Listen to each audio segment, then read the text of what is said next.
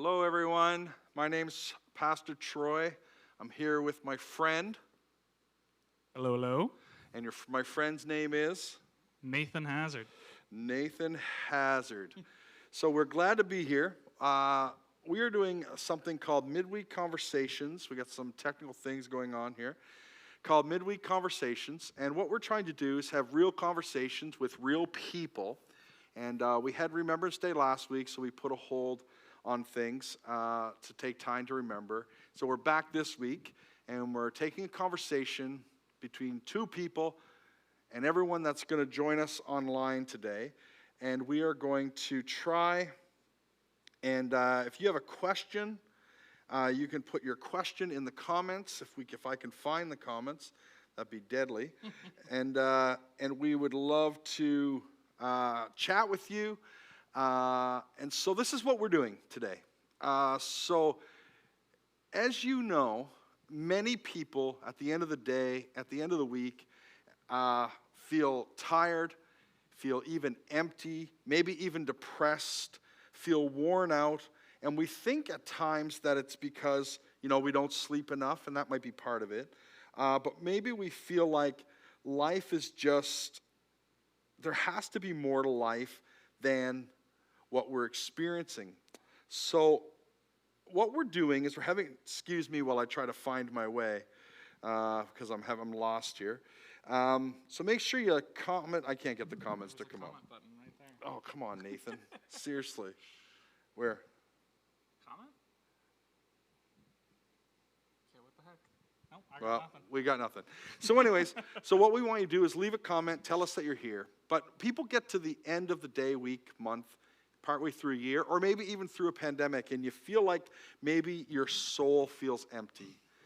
And there's an old word that is talked about in the Bible, and we talked about it this past Sunday at Grace Church. And sometimes an old word needs to come back and give us a new meaning and have a new conversation.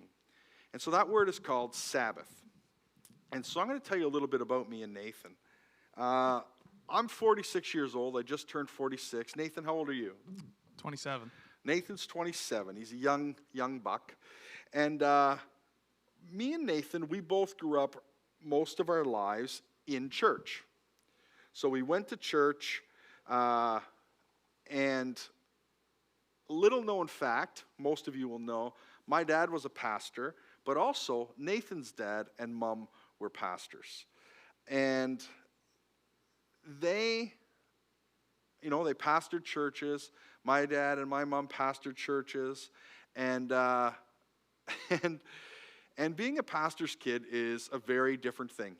And when we talk about the word Sabbath, which is an old word, we actually we have some good memories about the Sabbath, don't we, Nathan? Yeah. So when you think about the Sabbath, when you were a kid, Nate, what do you remember? I mean, the classic Sunday is you go to church, you go to Swiss Chalet. Swiss Chalet. And half the church is at Swiss Chalet. Yeah, Christian chicken, they call it. And then you go home and you take a Pentecostal nap. Yeah, or Baptist nap or Catholic nap, whatever you do. And you go and you take a nap because everyone had to have a nap on the Sabbath. Yeah. When I was a kid, the Sabbath was even a little more strict than when Nathan was a kid because I'm older than him. And what we would do is we'd go to church, go out to Swiss Chalet or somewhere else. Then we would go home and everyone, had to take a nap. But also when you woke up from your nap, you weren't allowed to, do anything. You couldn't play sports. You couldn't drive a bike. You couldn't have fun. You couldn't breathe. You couldn't do anything because that was the Sabbath. People didn't really cook too much. They tried to do all their chores on different days. And it was pretty strict. And that was kind of my view of Sabbath when growing up. And so what I want us to do is if you have a view about the Sabbath, you can actually write it. If you have somebody, I gave up trying to find the comments on my iPad and I switched to my phone. But if you have a view of what you remember the Sabbath to be like. Maybe you celebrate it on a Saturday, on a different day, that's fine. But what was your view on the Sabbath? We see Lise and Eileen and Natasha and Eve and Carol, Casey, and we got people coming in.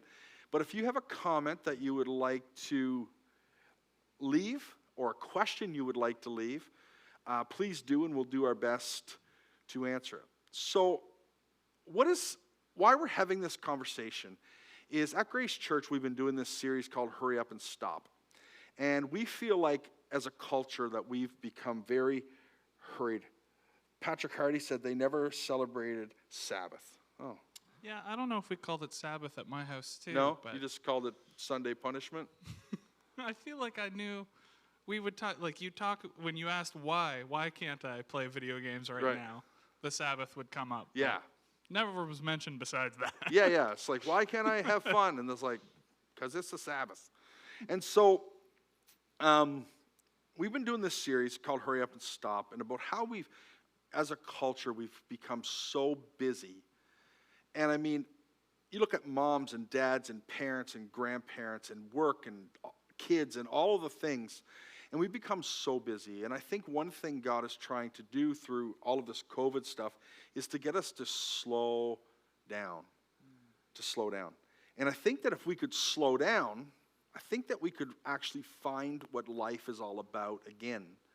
And so in Exodus in the Bible, in Exodus chapter 20, verse 11, it's the 10 Commandments, which most of us will have known, but if you don't know, you can find them in Exodus chapter 20. And then they're given, and here they are. Remember the Sabbath day and keep it holy. So it's actually the fourth commandment. And Pat says, growing up Catholic, we never observed the Sabbath. Sunday was just a day. And that's interesting. Natasha says she loves Sunday naps still. But it's what it says. It says, remember the Sabbath day and keep it holy. This is the fourth commandment. 6 days you shall labor and do your work, but the seventh day is a Sabbath to the Lord your God. On it you shall not work, neither nor your son or daughter, your male or female servant, nor animals or any foreign residents in your town. For in 6 days the Lord made the heavens and the earth and the sea and all that is in them, but he rested on the seventh day. And I think that this is interesting, that it's a command. And one thing I said last week, and we'll jump to Nathan, one thing I said last week was in the Old Testament, they were in captivity, and they were judged by how many bricks they could make in a day, 7 days a week, 365 days a year, 12 hours a day. And then the command comes in, remember the Sabbath day. There wasn't a punishment, it was actually a gift. And so we're going to try to go into a little bit deeper about the Sabbath, and hopefully it will help us, because I really believe that it would be good for our hearts and our souls and our relationships if we had one day where we were connected more to God. So Nathan, the whole Sabbath idea, when you start thinking of Sabbath through Scripture and through life, where does it come into play first for you? Well, you look at Sabbath, and it's all through the Bible. It's in all kinds of places. Right from the very first, like the part you just read there, talks about how it connects to Genesis. Right from the first page of the Bible, you've got God creating the world, and on the seventh day, he stops and rests. And that's kind of the pattern. If you go way, way back to Second Temple Judaism, which is that's the period where Jesus was around, what Jews believed at that time. In Second Temple Judaism, I lost my train of thought. Don't, because you're trying to read the comments. Okay.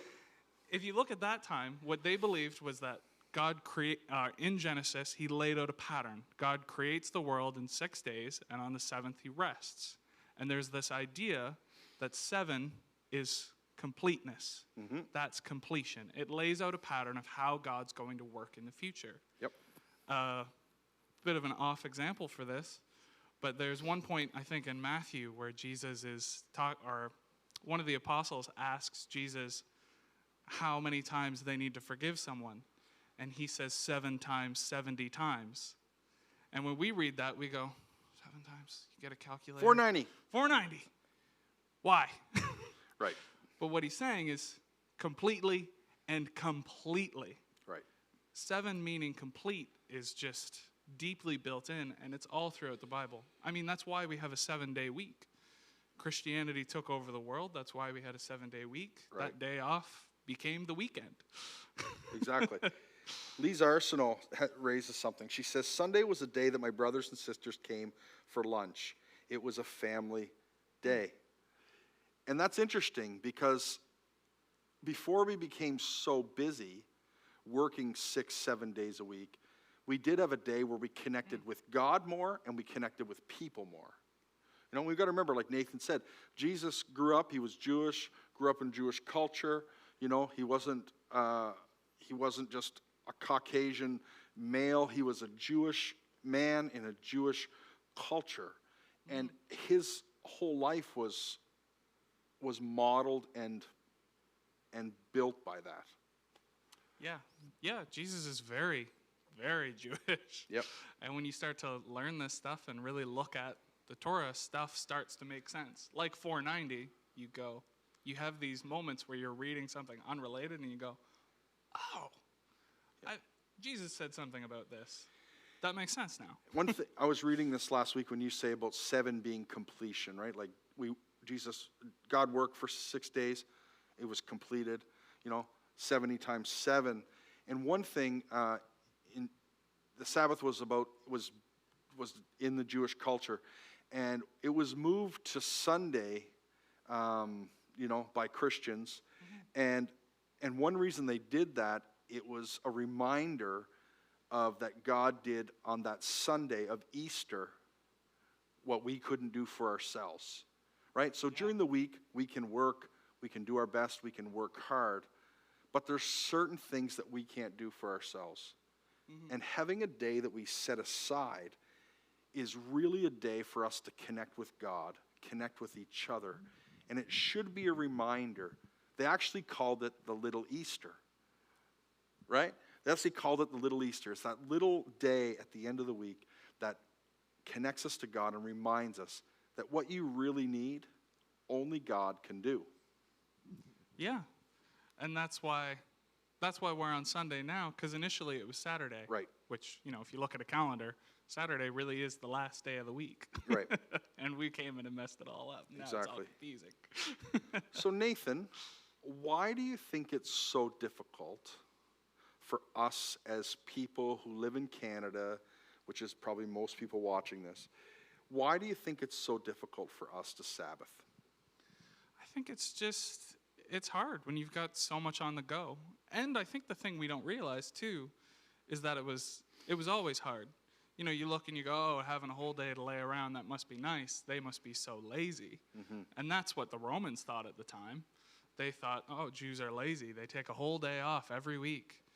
But the reality of it is it's a lot of work. You had to pull extra food out of the ground, a whole extra day's worth every 6 days, and set it aside. And you had to cook that food. You had to do all your prep because the way that they were doing it is really hardcore. You couldn't even cook a meal. If the meal wasn't made the day before, you couldn't cook one. Right. You just had nothing. So we and Nathan were talking about this before, and there's a story in the Old Testament where God drops manna from heaven. Which, by the way, did you know that manna literally means, what is it? Really? Yeah. Because the I Bible describes it as it this just meant dew bread. on the ground. No, they looked at this dew on the ground and they were like, what is it? And that became the name. So they didn't know what it was. They said, what is it? It's Hebrew for what is it? So it's Hebrew for what is it? Yeah. Wow. That's interesting. Our audience here just went wild over that fact. Ooh, Like it's the a good one one. other person in the room just looked up from their phone and smiled. They thought that was cool. That's a good But that's factoid. interesting. So they saw man on the ground. They said, what is it? That's cool. And why don't you expand on that a little bit? Because you were sharing with me earlier, and I thought it was neat. Yeah, so manna is like a perfect example of kind of what Sabbath is. So the way it worked was manna would appear on the ground. Every morning they would wake up and there would be this manna on the ground. And it was like a dew that they would collect and you would make it like bread. Right. And, manna's never been seen since. This was when they were lost in the desert, and so they had to rely on God completely for food. Every morning they had to wake up and collect manna, and if the manna didn't appear, they had nothing. They were in the middle of a desert. Right. So they really had to trust in God for manna to be there. Right. But then what would happen is every week, on the 6th day of the week, they would have to collect double. Mm-hmm. And then that would be what they would eat on Sunday. And the manna did a couple extra really weird things. If they tried to collect extra and store it, all of the manna they would collect, the day after they were supposed to eat it, it would instantly go bad. There'd be maggots in it, like it was, the Bible describes it as pretty nasty. Okay. And this would happen too if they tried to collect more than 2 days worth on Saturday, or I guess this would be Friday technically. Yep. And so it's this picture of trusting in God. They had to every day rely on God for it to be there, and then they had to collect double on the Saturday because they knew none would be there the next day, and they had to trust that what they had collected would be enough for 2 days. Right. So basically, you ready for this? So basically what you're saying is for them to have a Sabbath or to have a break or to have a stop or to have a day that was set apart that's different than any other day, they had to organize their whole life around that idea. The whole week, every week. So they had to organize their whole week. So I had a thought as I was preparing for last Sunday. That's definitely where the term daily bread comes from. That's what I was going to say. But I had a thought, and my thought was this. If we are really going to be people who have a day that we connect with God, a Sabbath, first of all, I want to clarify, don't get caught up with whether that's a Saturday, a Sunday, a Wednesday. Maybe a Wednesday's best for you because you can send all your kids to school that day, and that would be the best day for you to connect with God through worship and prayer and reading His Word. That would be totally fine. But maybe, what was I saying before that? About daily bread? Yes, daily bread, yes. We had to organize our own life, our whole life. And so my thought is this. I think if we're going to be people who really have a day that's set apart to connect with God, we are going to have to organize our whole life around that. Yeah. Right? So I think the reason why we find it so hard to rest or to stop on a Sunday or another day of the week is because we're so rushed the other 6 days. Yeah, and it takes work. You have to have everything done. You can't have something come up last minute that swallows your whole day. I've heard, I haven't been myself, but if you go to Israel today, when you're in the market at 11, because I think Sabbath starts, an hour before Sabbath starts, there's like an alarm that sounds. Really? And everyone packs up their stall because if they waited that extra hour, they wouldn't be able to pack up their things, and they would probably be stolen. So there's an alarm that sounds, and everyone packs up and goes home and does the traveling they need to do, the last-minute groceries they need to do. There's prep all week to take that time, to have that time for yourself. You need to carve it out. Yep. I wish we would. It's not automatic. Right. I wish we had an alarm now. That just sounded so it would tell us it's time to slow down. In college, I had an alarm to go to bed. Yeah, exactly. Yeah, that's funny. One thing that we mentioned about, the Bible talks about our daily bread, and Nathan talked about manna from heaven.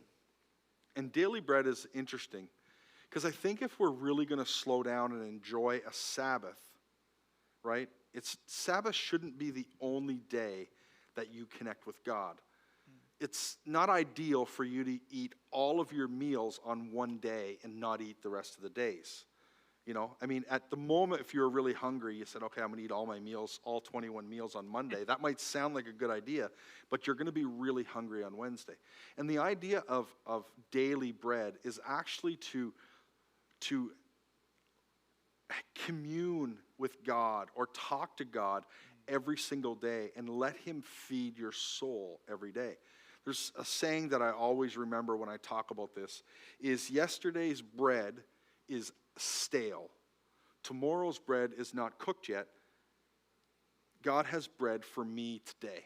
Daily manna, right? I don't have to be like, yeah, I went on a missions trip in 1987. What year were you born? 94. 94, okay. Anyways, I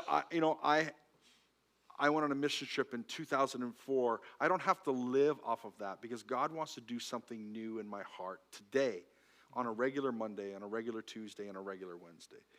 And so it's really important for us to remember that God wants to meet with us every day. And especially on one day a week when we can rest and we can stop and turn our hearts towards Him. What's another thought that you had about Sabbath? So Sabbath, another big part of Sabbath is it's this anticipation. I'm going to use a word that sounds really childish, but because there's not a great English word, but it's almost like they're play acting the new creation. So the reason I brought up all that Second Temple Judaism, what they believed in Jesus' day stuff earlier, was because they believed that the world was created in 7 days the first time, and that was how God would work the next time, because God never changes. So in living that 7 days, they were anticipating new creation. And on the seventh day, resting, they were trying to live like they would live in Eden when God remade the world. So it was basically they're undoing that curse that was put on Adam, that he would have to work the ground and there would be sweat on his brow and all of that. They basically undid that and lived as though that curse didn't exist. And the way they did it was by doing all the work the week before. Right. But there was this way that every single week they enacted and they reminded themselves of the story and what they were expecting and what they were hoping for. And this is dug really deep in that culture too. Right. They would do other things like this.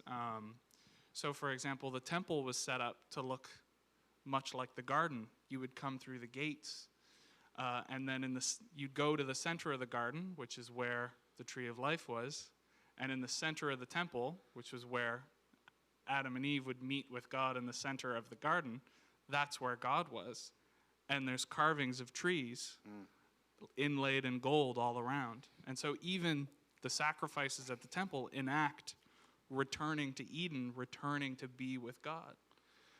And this is mirrored through the seven. And they would do this in other ways too. So for example, they had every 7 years was the year of Jubilee. And on the year of Jubilee, all debts would be reset. Woohoo!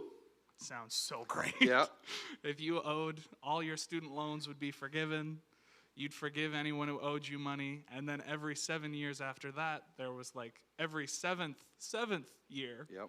Every 49 years. Every 49 years, there'd be a mega reset where they would return all of the land to the families that originally owned that land. Yep. So basically what you're saying through all these cultures and customs and the number 7 is that our life was really designed to have a rhythm. They lived the story deep. They lived the creation story deeply. That there would be work, there would be rest. Yeah. Yeah. Every Sunday you would go, man, one day, every day is going to be like this.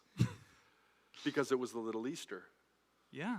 And exactly. Easter was the same kind of thing. So instead of finishing the creation of the world, Jesus came back and made new creation. So the anticipating new creation became new creation. A new creation has come. This is us celebrating it.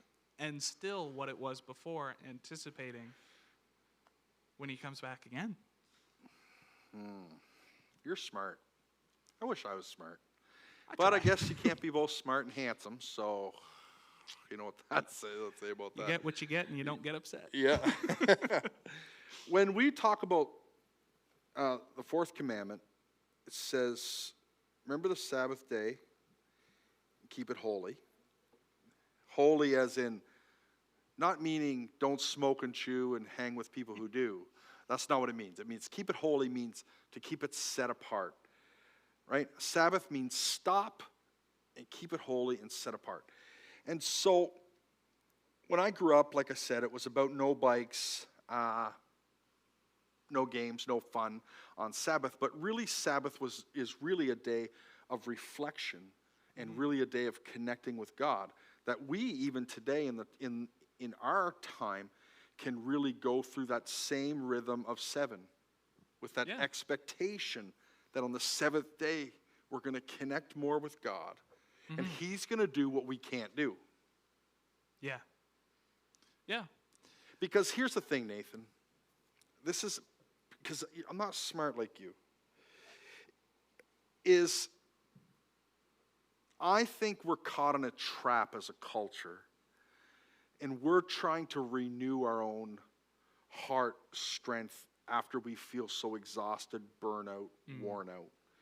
And so this is our trap. We go like crazy, for 6, 7 days, 6 weeks, 8 weeks, whatever it is. Yeah. And then we just crash, we sleep, we binge watch Netflix, and then we think that is going to find rest and it's going to fill our soul.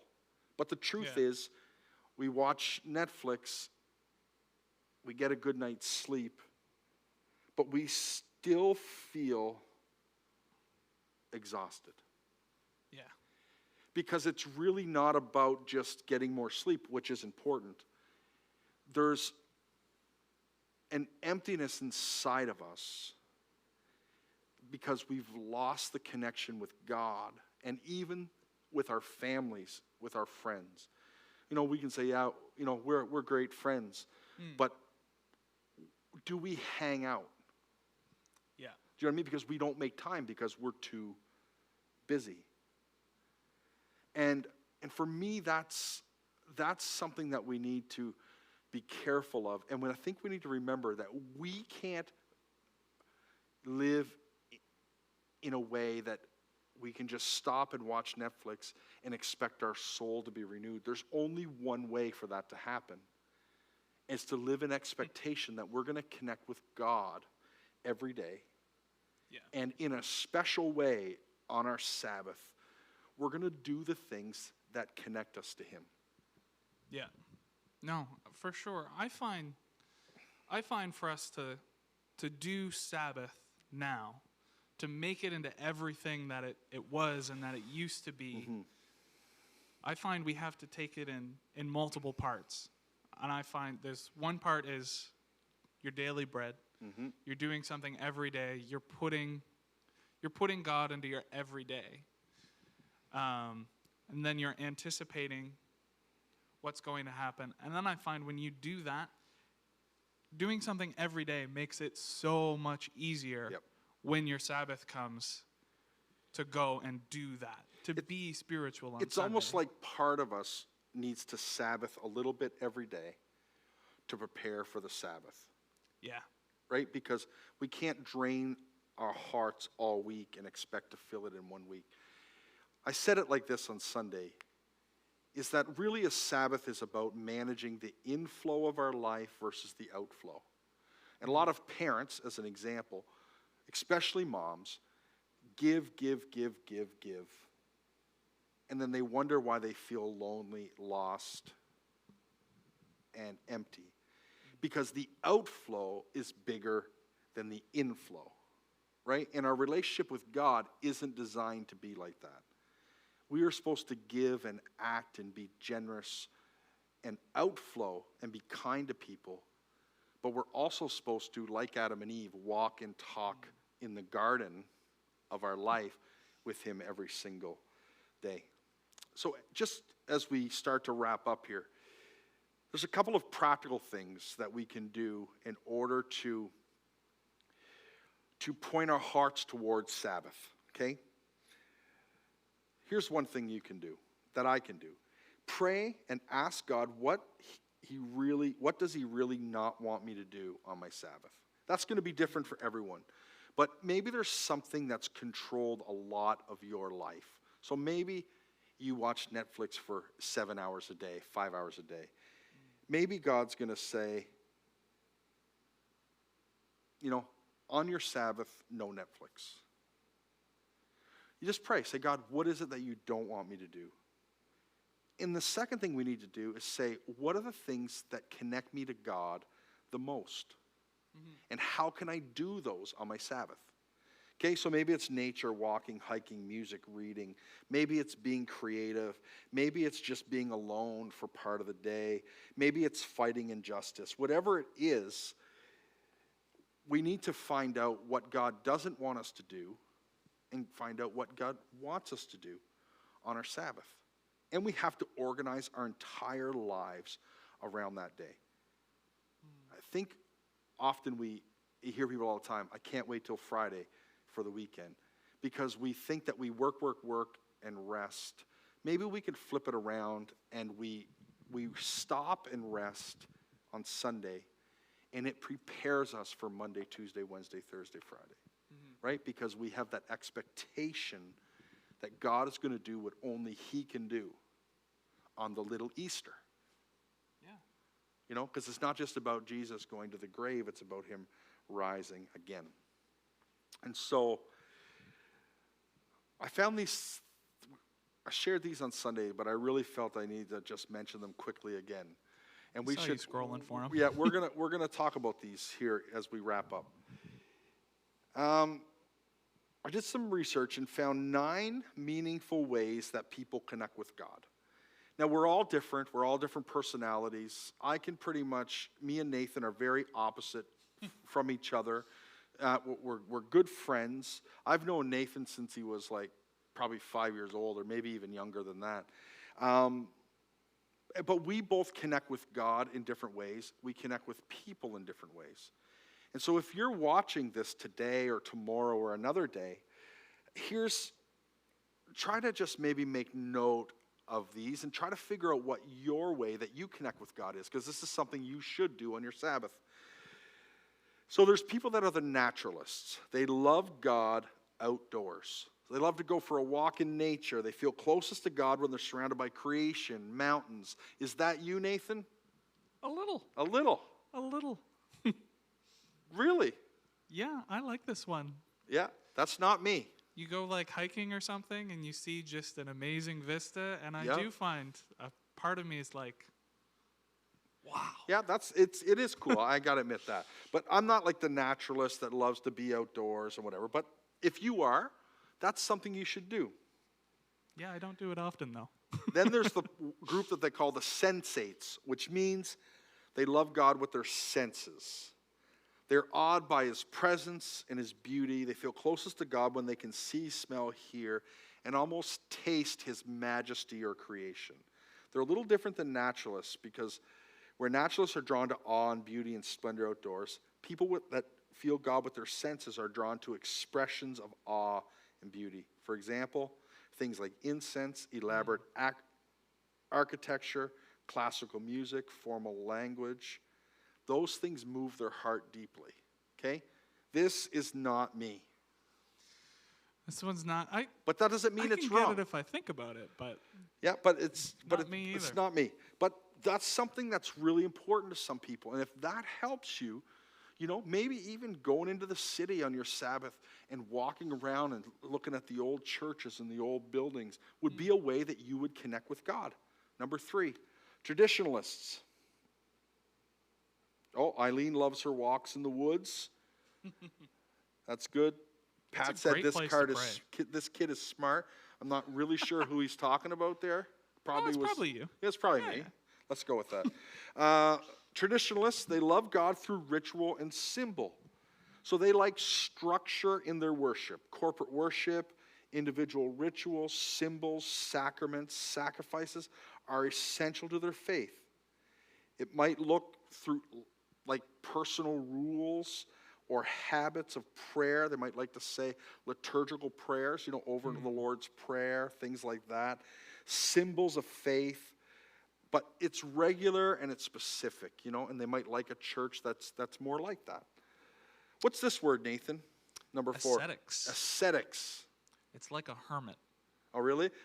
Okay. Well, I didn't know what that meant. I've encountered this word before, but only in one place, and it's coincidence. There you go. But they love God through their solitude and simplicity. So they love to be by themselves. They love to live a simple life. They look towards those things, and when they do that, they feel the most connected with God. Number 5, activists. They love God, crazy enough as it sounds, they love God through confrontation. Not meaning being rude or ignorant, but they feel closest to God when they're standing against injustice. Right? So if they're fighting for a community that doesn't have fresh water, or they're fighting for this, or they're fighting for children without families, they feel the closest to God when they are fighting that way. I think I can get this one. It's kind of like acts of service, like people who feel like they're worshiping when they're helping out with the service, and like they're loving God by doing something and accomplishing something. Yep. And that brings us to number 6. And this is probably where I would fit in the most, most prevalent. Loving God by loving others. Caregivers love God and feel most connected to Him when loving and serving others. They are especially drawn to the poor, the needy, the sick, and are usually the first ones, to help bring a meal or to help someone, give a ride, volunteer to help in other ways. And so this one